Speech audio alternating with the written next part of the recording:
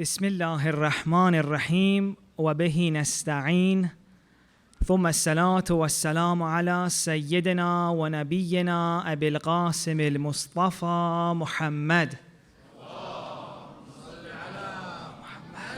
وآل محمد وعلى آله الطيبين الطاهرين. Dear sisters and brothers, Assalamu alaikum.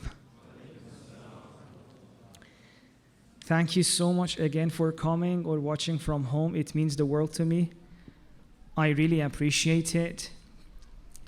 And following the tradition, the habit we started of remembering a group of people when we start, I thought maybe today again we can remember two groups if it's okay. Why not?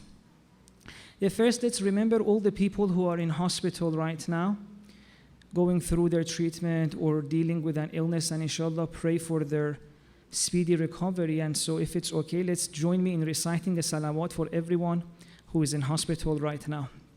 Allahumma salli ala Muhammad wa ali Muhammad wa ajil farajahum. The second group of people I wanted to remember, if you agree, is the great scholars we've had in our tradition who have worked so hard throughout time to make sure that the teachings of the Prophet, the teachings of Ahlul Bayt reach us. God knows how much difficulty they've been through to preserve these teachings of the Ahlul Bayt for us. We're here in Khouy Foundation, so it's only worthy to remember Ayatollah Khouy, the great Ayatollah Khouy, that we owe so much to him. In Muharram, if you remember, we were in Dar al-Islam. Every time I would come up, I would see the photo of Said Baqir al-Sadr and other great scholars we've had. You know, in our tradition, we've had so many great scholars, Maraja, who have worked so hard to make sure that these teachings of Ahlul Bayt reach us. So I thought tonight it's only, fair that we remember them. Another great scholar that I also want to remember is Said Musa al-Sadr. He had this beautiful line that I really, really appreciate. He believed that religions have come to help humanity.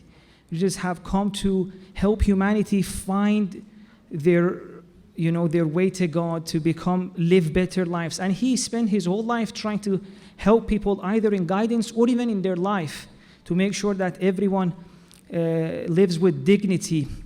And he has this line which is so beautiful. It says, اجتمعنا لأجل الإنسان. We have gathered for humanity. And in some way, this is what we're also doing. We've gathered here today to make sure that we learn things that will improve our life. We can be better human beings, help human beings more, help our children. So let's join together and in the honor of all of our great scholars, recite the salawat. Allahumma salli ala Muhammad wa ali Muhammad wa ajil farajahum. And now, as they usually say, without further ado, let's start our tonight's discussion. We have so much to cover, inshallah. Yesterday, I spoke about self-knowledge from a kind of bird's view. I said the journey of self-knowledge is that journey of inna lillah wa inna ilayhi raji'un. So we started from God, we came to this world, and we go back. Or for example, in Surah Teen, what did we read? لَقَدْ خَلَقْنَا الْإِنسَانَ فِي أَحْسَنِ تَقْوِيمٍ. Insan has been created in the best form. ثُمَّ رَدَدْنَاهُ أَسْفَلَ السَّافِلِينَ. Then it comes to a place which is the furthest from God, and it will either be stuck here unless إِلَّا الَّذِينَ آمَنُوا وَعَمِلُوا الصَّالِحَاتِ. Unless through his right belief and right actions gets itself out of this place, stuck at the surface, the farthest place from God. Tonight we're going to go a little bit, look at the process of self-knowledge a little bit with a lower view. That one was too high. It went very quickly. Now we want to become a little bit more real tonight, a little bit more practical. Okay, what does it look like from our point of view? And inshallah, tomorrow we'll even go more practical. One of the beautiful things for us a beautiful place for us to start this journey when we want to think about it is how we came into this world. You know, there was a time in which all of us were in the wombs of our mothers. And that's kind of where our journey on earth started. In a place in which all our needs were taken care of. We didn't need to worry about whether we're going to be fed or not, if anything bad is going to happen to us or not. No, we were surrounded in the love and care of our mothers. And it's very interesting, if you look at the Arabic language, the word used for womb and love are from the same root, rahim and rahmat. Now we call God Ya Rahman. The womb is called rahim. Because that's a place in which maybe one of the most similar things to what God's love feels like. You know, in Quran, God says, do you doubt meeting me? This is literally the verse of Quran. Do you doubt meeting me? إِنَّهُ عَلَى كُلِّ شَيْءٍ مُحِيطٍ. How can you doubt meeting me while I am surrounding everything? We are living surrounded by God and we doubt whether we'll see Him or not. And one of the places in which we really felt this being surrounded by God's love, where every need was taken, where we felt safe, where we didn't feel worried, was in our mother's wombs. But as we came to this world, we left that place of love and safety, and we realized, oh, now we're in a world in which as soon as we have a need, it's not taken care of. One of the reasons babies cry is because they have a need. They feel a need inside, and previously it was immediately taken care of, but now they have to cry to let the world know, I need help. And one of the first things that a baby learns is to trust his or her mother. You know, many of you have either had children or are having children, or maybe in a few months you will have. Once your beautiful baby comes out and is born, you'll see that the first few weeks, or maybe even the first few months, as soon as mommy goes, it starts crying. Even sometimes mommy is there, just the baby can't feel her, baby starts crying. And you wonder why? I fed you, I did everything. Well, the thing is, it still hasn't learned to trust that even when it can't see you, you're still there. It hasn't still learned to trust that when you disappear, when you go out, you will come back and take care of her when she needs you. So the first thing they say the child learns is to trust that even when I can't see mom, she's there. She's going to come back. She won't disappear. She will take care of me. And most of the things that happen to us later on in life, most of the ways we find it difficult to go in the world is because of some issue with gaining that trust. And I want to say that this is something that happened to all of us. And Imam Hussein in Dua Arafah, it's so beautiful. Imam Hussein tries to look at this story of our birth at a deeper way. Imam says, see, what happened at the moment of birth for us, it wasn't just that now we needed to regain faith that our mother will take care of us. No. We had to learn and regain this trust that God will be there to take care of us. Imam Hussein in Dua Arafah does something so beautiful. Honestly, read Dua Arafah once, not for the thabab, but to understand. And he tells the story of our creation. He says, see, even before you came into this world, God started loving you. You were surrounded by God's love. And then it even says, when you were born, it was God who put your love into the hearts of your caretakers. But the thing is, as soon as you came into this world, you couldn't feel it anymore. And so he says the whole journey we have in our life is to regain that feeling that we can trust God. To regain that feeling that there is someone to take care of us. The same cry that your 2 months baby, 2 weeks old baby does when you're moving a little bit, We may stop crying like that, but internally we are crying our whole life because we still don't feel that we are taken care of. We still don't feel that even though God is surrounding us, وَعَلَى كُلِّ شَيْءٍ مُحِيطٍ, that He is going to take care of our sustenance, everything, we still don't feel that. We get scared. We need to feel love, even though His love is there. So Imam Hussein says, our whole journey now is to regain that trust and find God's love. Feel it, it's already there. So in this view, you're no longer just in your life following religion to seek God's pleasure. No. You're following religion to find and feel that God's love which is already there for you. In the same way that the baby needs to trust that mommy loves her. And as we said, if we don't do this, all sorts of problems that happen to us is because of this. If we find it difficult to make friends, if we find it difficult to start a relationship, to go at a workplace which is a little bit difficult, maybe people are not nice to us, all of this is because we don't feel safe enough. Hope, what is the way? What happens is when we realize this is the situation and that we need to feel that safety and love and connection to God, everything starts to change. You know, there's that beautiful line that they say, when a student is ready, the teacher appears.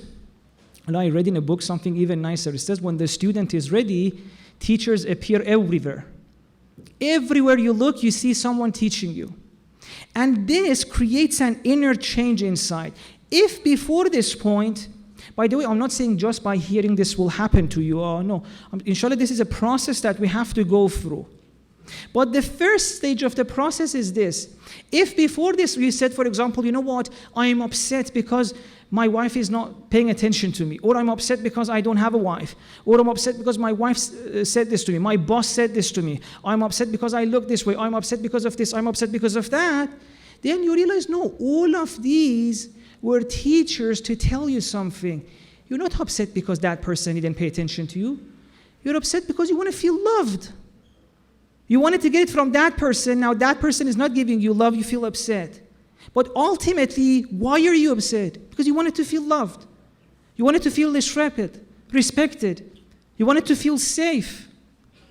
So you realize that all these things outside that made you upset were teachers to tell you that, see, there's something you need. You want to feel loved. You want to feel connected. You want to feel respected. Why do we need to feel all of these things? Where does this need to want to feel loved and safe comes? Because we still haven't fully forgotten when we hadn't come to this earth yet and we were connected with God. It is true that we don't remember the details of it, but we haven't fully forgotten. We have a taste of what it means to be surrounded by God's love, to be united with God. And that is what we are looking in everything we do in this world. You know, there's that beautiful line. They say that, imagine you want to go and explore the world and you want to go bare feet, without any shoes. Everywhere you step, it's going to hurt. Oh, there was a stone. You go a little bit, the path becomes painful. Oh, so what do you have to do? Maybe you have to make sure before you go anywhere, you remove all the stones. Maybe there are some paths that you'll never go. Hope, what is the solution to do that? All you need to do is wear shoes. So at this stage, you realize, instead of making sure everyone out there is treating me with so much love, doesn't say anything that would make me feel upset, or no. All I need to do is to feel that love and safety from inside. Then I wouldn't be needing to seek it outside. Imagine if you want to walk bare feet on the world, there are so many places you can't go. If you expect the safety to come from outside, the love to come from outside, there are so many places you can't go. So many people you have to control to make sure they're the way you want them to be. But at this stage, you say, no, maybe I can change something inside. If I gain that love and safety from my connection with God, from within me, then wherever I am, I will be fine. And so this is now, you slowly start to look within. Please recite salawat.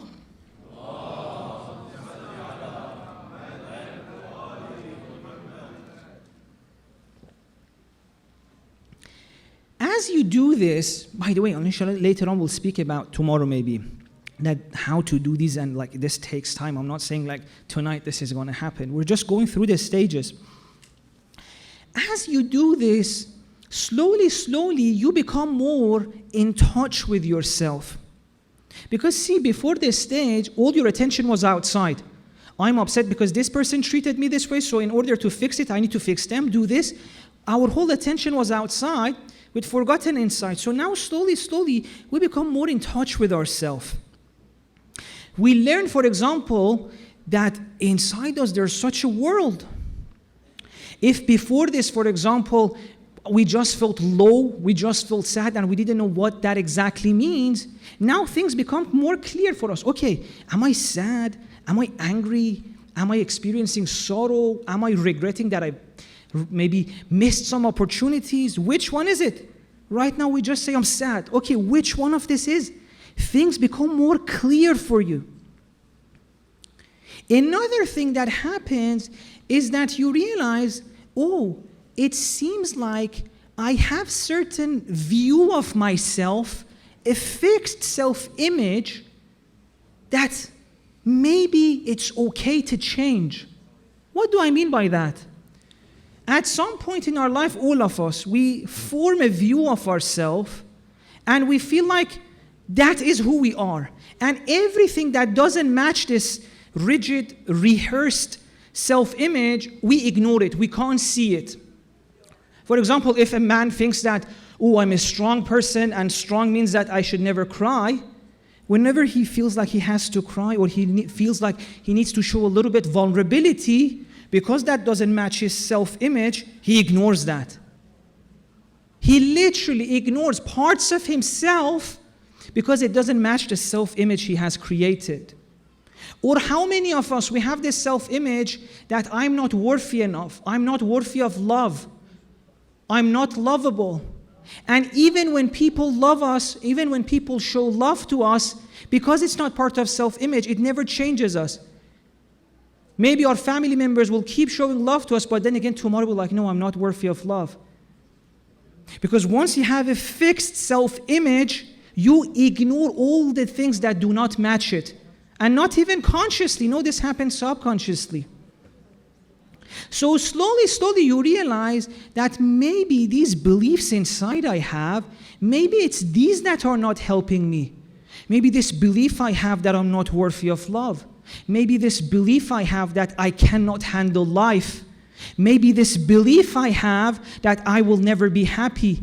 Maybe this belief I have that only bad things will happen to me. Maybe it is these things inside me that are acting like barriers and walls towards me having a good life. So you start being more open to your experiences. You allow your experiences to change the person you are. And you know, yeah, it's okay to change. Let me give you another example. Do you know many people, their view of what marriage is, what a relationship looks like, is formed as a young child looking at the relationship of either their parents or maybe their uncles, other adults. If, for example, in their relatives, men were a little bit harsh to women, that girl will think like, yes, all men are harsh. And she would find it harder to even think about marriage.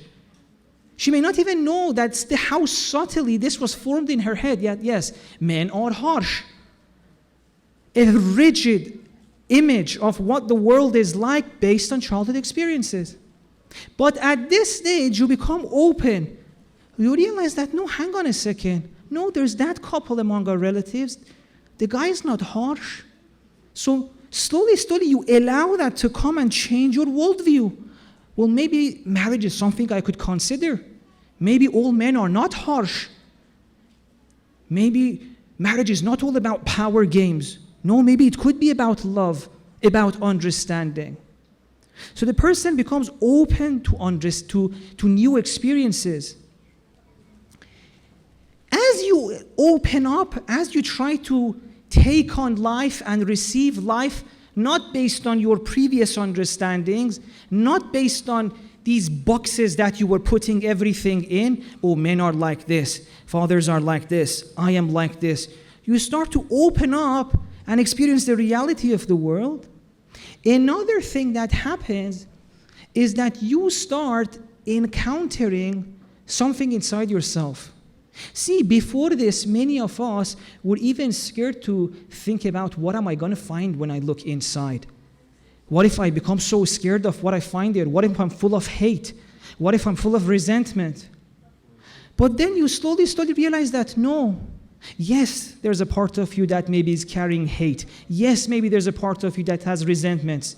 But that's not all who you are. The deeper you go inside, you realize that no, there is also love. There's a part of me that doesn't hate but loves. And slowly, what happens is that you start trusting yourself more. See, one of the things that happens, by the way, this is most of us, if not all. Most of our life, we're not even a person yet. What do I mean by that? We live our life based on what other people tell us. Either our parents or culture or teachers. Even when we disagree with them, we are still doing what? Going against what they want. So we're defining ourselves either in forms of what they want, or maybe if we don't like them. For example, if maybe the religious teacher was annoying, in order to annoy her, I'll do the opposite. Or for example, if my parents are annoying me, in order to annoy them, I'll do the opposite of what they want. So whether we follow teachers, parents, or culture, or we go against them, we are defining ourselves on terms of others. Either we do what they want of us, or we do something to spite them, but the opposite. We always ask ourselves, if I do this, what are they going to think about me? If I do this, what would my maybe classmates think about me? What does that person think I should do? But at this stage, you start asking yourself another question. What do I think I should be doing? If I do this, what does it mean to me? How many times do we just do something to, for example, annoy our parents or this? At some point, okay, but let's say I even annoy them, but what does that mean to me? Do I want to be doing it or not? And it is only at this stage that you grow as a person. Do you remember yesterday we were speaking about this idea that insan, all of us, were Khalifa of God, but in potential, we're like a seed that can turn into an apple tree? It's at this stage when you start saying that I want to live life not on other people's terms. I want to go inside and see what I feel and think. It is only at this stage that as a person you start to emerge. It is at this stage that the insan is going from a seed to a plant. And I want to tell you, it is only at this stage that Islam as a religion starts. Before this, everything we did was only the surface of it. Islam, at its depth, only starts here, once you emerge as an insan. Taklif, becoming a baligh, this is its real meaning. You say, right now, before this, I was someone that I wasn't maybe grown up enough or spiritually mature enough to decide how I should live in this world, to have a communication with its creator, but now I am ready. Now I am ready. I'm ready to be God's audience. And the beauty of it is this: when you announce to God that I am ready for direct communication with you, God replies back.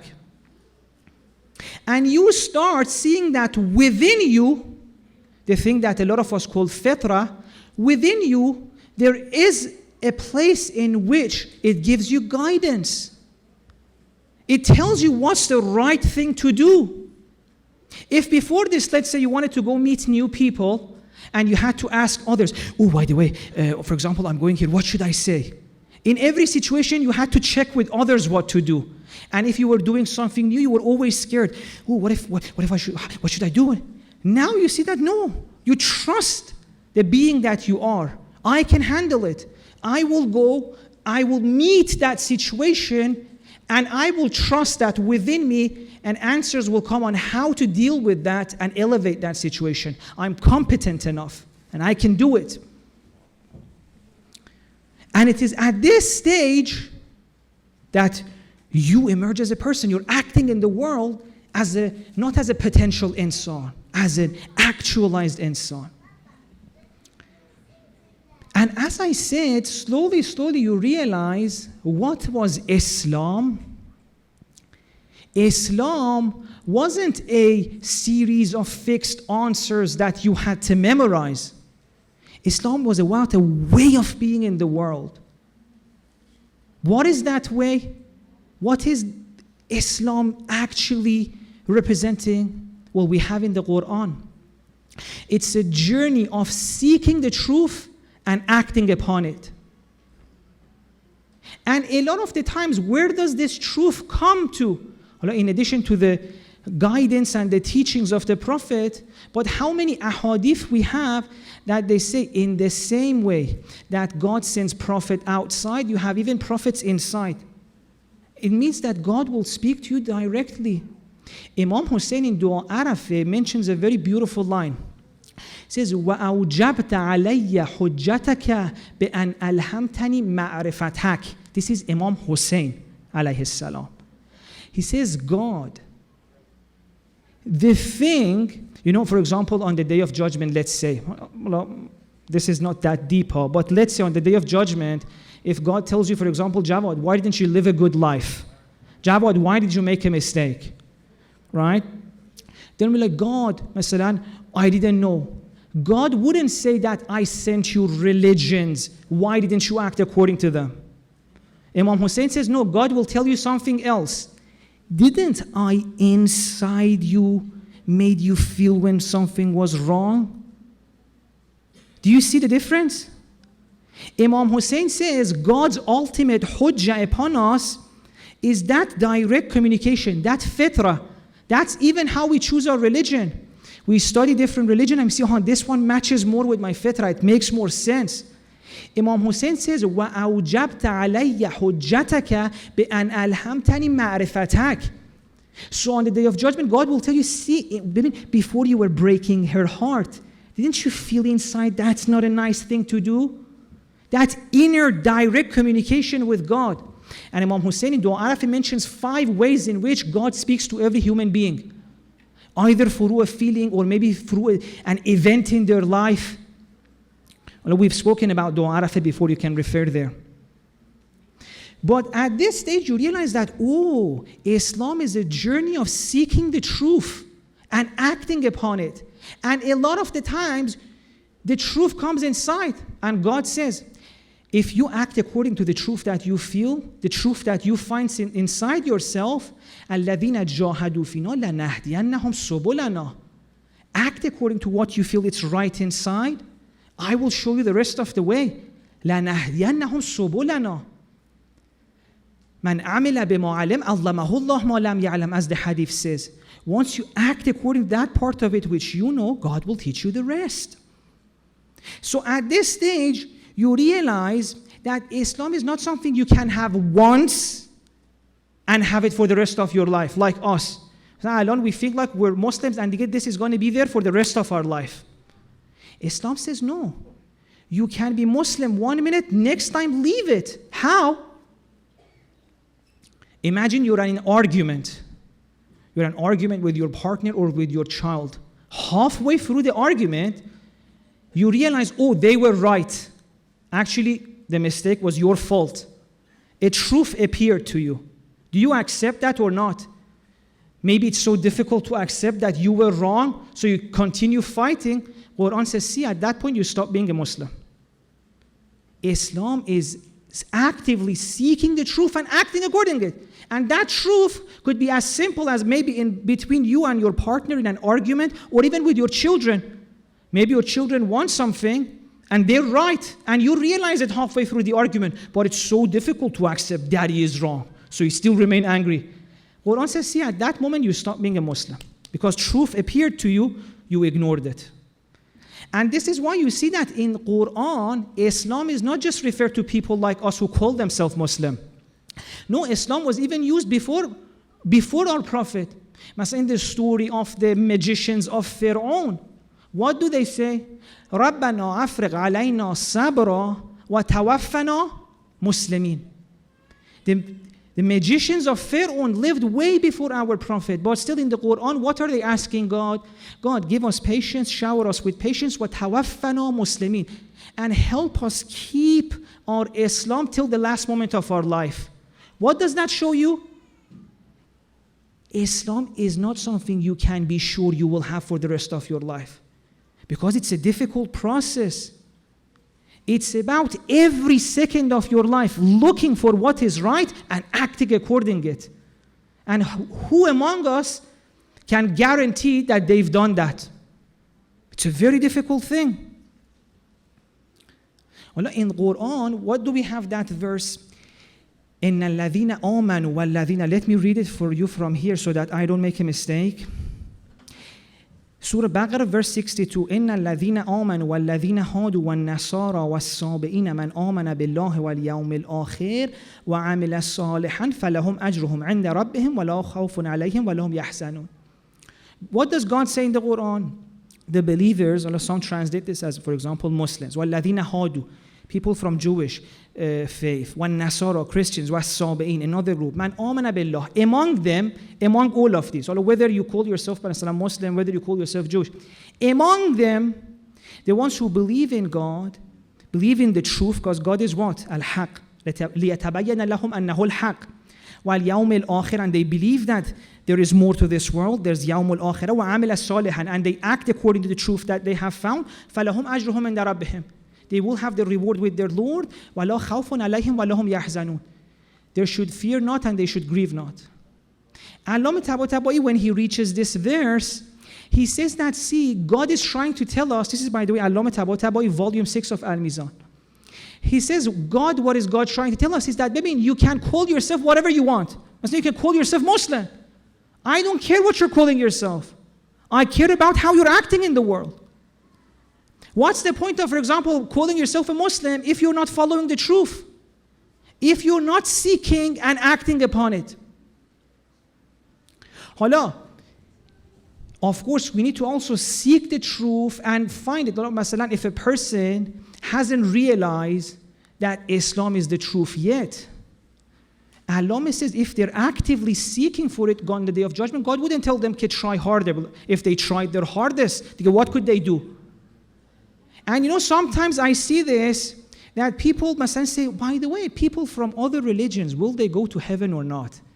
Do you see there seems to be a kind of arrogant assumption there, that hope I'm in the heaven, will others join us or not? God is saying here, see, who gave you that guarantee? Who gave you that guarantee that you're sorted? Before you stop thinking about others, who gave you the guarantee that you are sorted? Do you remember? We were speaking in Surah Hadid. God was literally telling to Muslims that be careful. Otherwise, look at your hearts, how hardened they've become. Do you feel God right now or not? Do you feel His love or not? If not, do you feel that flow of connection and life from God or not? If not, طَالَ الْأَمَدُ فَقَسَتْ قُلُوبُهُمْ.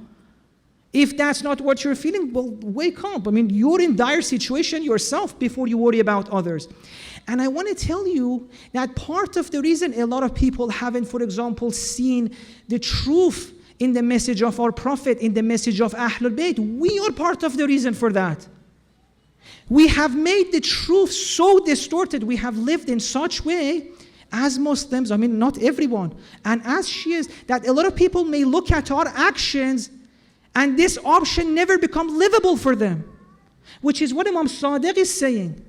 Imam Sadiq in that famous hadith, what does he say? كُونُوا لَنَا زَيْنَا وَلَا تَكُونُوا عَلَيْنَا شَيْنَا. What is he saying in this hadith? He's saying, see, there could be so many truth-seeking people out there that they want to, for example, see, okay, should we go and follow the teachings of, for example, Ahlul Bayt? And they look at their followers and they're like, nah. We may be the reason why so many people stop. And then on the Day of Judgment, Imam Sadiq is literally saying that they won't be punished because they tried. They looked at us and it didn't look good. We will be punished. And it's so interesting because the imams really cared about this. I've mentioned these stories a few times in my lectures. There's a group of people who, for example, go to an imam and they say, we are the leaders of Shia in our city. They go to the imam. Imam doesn't allow them in their house. Not because imam wasn't kind enough. Imam was trying to wake them up. After a while, after a long time of staying in the city, and imam doesn't allow them in his house, I think it's Imam Reza, or maybe another imam, I'm mistaken, so I'll leave it like this. After a few weeks, they say, if imam doesn't allow us, we go back to our city, everyone will be like, hey, these are the leaders. It's going to be so embarrassing. Imam says, okay, let them come in. And then when they go in, you know what imam tells them? Imam tells them, see, don't call yourself Shia, call yourself Muhibba of Ahlul Bayt. He says, see, Shia, and he mentions a few of the companions of Imam. Those are the ones who show the world who we are. You guys, for example, you love us. That's beautiful. But when you call yourself that we are the Shia of Ali and people look at you and they don't like it that much, you could be a Shia of Ali and go and cheat on your wife, or maybe have another relationship and your wife doesn't even know, or you're rude to your children, or you do this, or you lie, or you're angry, or you don't look like us. People may look at you and never come towards us. So, what were we talking about? Self-knowledge. We said at this stage, what happens is that you realize Islam is not something that you can say, I have it and keep it for the rest of your life. Every moment you have to be careful. It is such a high standard that they've given us. It is so beautiful if we manage to get there, but we also have to know that it requires a lot of hard work. Please recite salawat.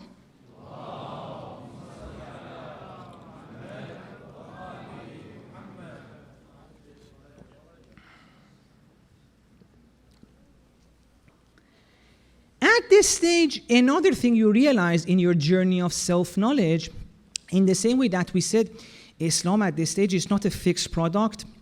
It's a process that you have to make sure every moment of your life you carry. Every moment you look for truth actively and you allow the truth to change you. You realize that you are not a fixed self either. You realize that you are also a being in process. This is why some, for example, Hokama say that it's better to call us human becoming as opposed to human being. Why? Because our task in this life is to keep going through these changes. Do you remember yesterday what we were saying? That we are trying to be a mirror that reflects God. Well, at this stage you realize that as a mirror, maybe you can show God in a distorted way. You know how, for example, there are mirrors that may show you taller or maybe bigger? You realize that, as a mirror of God, I could also maybe in some ways be distorted. So what I have to do is to look in the world for ways in which I'm wrong, and once I find the truth, incorporate that, change myself, and become a better mirror. So after all, I'm not that very fixed either. I'm a thing in process. I'm making myself with every decision. Let me give you an example. Imagine you were a kind of person that thought that this ADHD thing is something people have made up. Nah, people with ADHD, these children, they don't have an issue. They're lazy. Imagine if you thought this. This shows that in some way, the mirror you were to reflect God was distorted. Now, let's say either your own child or maybe a child of a friend of yours. You actually met a child, an individual with ADHD. And you realize that no, this child is not lazy. This is not something fake. This is an actual issue that this child is dealing with. In fact, this child could be more hardworking than any other child. See, you had a view of the world. You had structured yourself in a way that you understood this in a certain way. But now you are faced with the truth. Now, you can either accept it, gain this part of the truth, bring it into yourself and change yourself, or you can ignore it. And in life, all the ways in which we are distorted, all the ways in which our opinions are wrong, something will come to our life to show us that.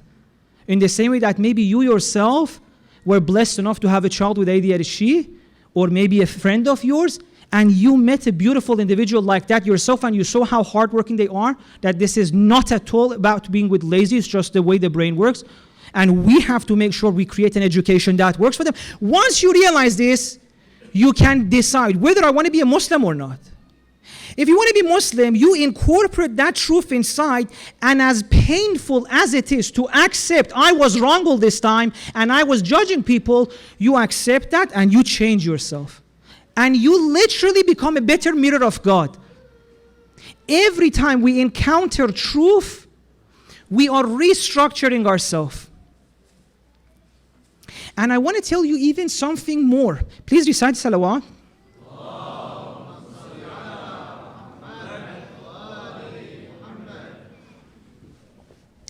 Every time you learn something in the world, a truth in the world, and you accept that, not just in your mind, but you allow that truth to become part of you and change yourself, you have now incorporated a little bit more of a godly life inside you. You're going to go that much deeper in this world. You were stuck in the surface, now you're going to go deeper. Because what is ultimately truth in this world? Who is haq in this world? God. Every time you see some way in which you were wrong and you admit that and you change yourself, you go a little bit deeper in the world and you incorporate a little bit more of God inside yourself. And now I want to say that the way in which we get to do this process of going into the world, trying to find the truth, and once we find it, acting according to it, this also needs a lot of love, because it's not easy to admit we're wrong. If you don't have love and compassion for yourself, a lot of times you may get defensive. Please, by the way, pay attention. I'm a little bit behind and I want to try to finish this in 5 minutes. But perhaps all the things we said was introduction for what I'm going to be saying in the next 5 minutes. I want to tell you this, that in life, this is what we're trying to do. And I'm going to also mention how this process of self-knowledge slowly leads to a knowledge of God. The first thing I've already told you, that as you go inside, you find yourself within you, a part of you that can find the truth. You start trusting yourself that, I can't find the truth. You go in the world, you act according to the truth you found, more truths will manifest to you. Every time you act according to that and you bring that truth inside yourself, you are becoming more godly. Because what is truth other than God? The truth is God. And then this truth could either come in small doses, like for example in an argument, as we said, maybe in a small argument with your wife, halfway through you realize, she was right. You incorporate that inside yourself. Or it comes in larger doses. Do you know what happens to us, for example, when we go on a maybe Hajj or on a ziyarah, and we feel so changed, something inside us changes so much, we feel so much awe and wonder. What is that? We've encountered a larger dose of truth. Either in Mecca or maybe in Karbala in a ziyarah trip, or for some people even seeing the mountain that reminds them. A lot of people have this in nature. They go to the mountain for hiking, and just the majesty of the mountain, how great it is, and makes them think of, how great the Creator would be. See, that's a larger dose of truth. And if they allow that truth to come inside them and humble them, that awe and wonder, that is a sense of encountering God. But I want to tell you that it could be even more. You can even encounter God in larger doses. You can encounter God. Imagine so far, what are we doing? We're a mirror that reflects God. We keep trying to look at the world, see the ways in which our mirror is distorted, fix it to reflect God more. We keep trying to fix it, look again, find the ways we're wrong, fix it, make it larger, become a better mirror. Every time we accept a mistake, we're becoming a larger mirror. to reflect reality more. But there comes a time when you encounter the reality, when you encounter God and Haq at such level, at such a strong dose, that you realize no matter how many times I fix myself, no matter how many distortions in the mirror that I fix, I will never be able to fully reflect the reality that God is. You know when Imam Ali in Dua Kumail says, أَنَا الذَّلِيلُ الْحَقِيرُ الْمِسْكِينُ, there's so much humbleness there. I'm dhalil, I'm haqir, I'm dha'if. That's not because Imam Ali doesn't have self-esteem. That is the highest level. That is only humbleness. We call that higher humbleness. You know, in the same way that, for example, some hukama, they say, after all these 60, 70 years of reading, now I know that I know nothing. That's not like me saying I know nothing. Well, because I haven't studied. When Imam Ali says, أَنَا الذَّلِيلُ الْحَقِيرُ الْمِسْكِينُ, he doesn't have self-esteem issue. He has encountered the greatness of God to the extent that he says, God, in front of you, no matter what I am, is insignificant. Which is what he said in Khutb al-Muttaqin in Nahj al-Balagha as well. That God is so great in their eyes that صَغُرَ مَا دُونَهِ فِي أَعْيُنِهِمْ. Everything else loses significance in comparison to that. And this is the highest level. And the beauty of it is this, that at this stage, before that, what was our job? We kept trying to be a better mirror, to reflect more of God, to reflect more of God. We kept trying to make sure we're a better mirror, we're a better mirror. We wanted to reflect more of God. We wanted to be more godly. At that stage, you may get so fascinated by the beauty of God, by the truth of God, by the love of God, that you even forget you were meant to be a mirror. You fall in love with that beauty so much, you realize this is what you were looking for from the moment you came into this world. In every safety you were looking for, in every love you were looking for, this is what you wanted. And it's so nice, as Imam Sajjad said in Munajat 15, Ya Muna Qulub al-Mushtaqin. Everything anyone ever wanted was to get to here. In everything I was searching, this is what I was searching for. La ilaha illallah.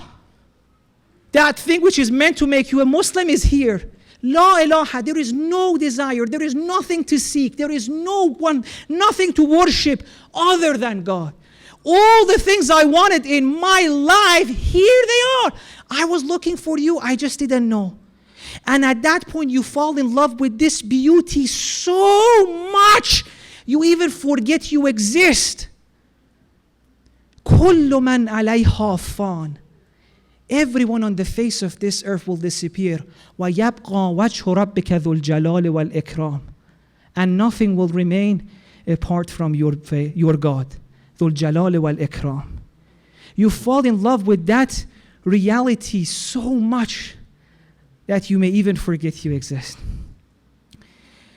And as a mirror, the burden, the responsibility, the pressure of reflecting the ultimate reality, you let go of that.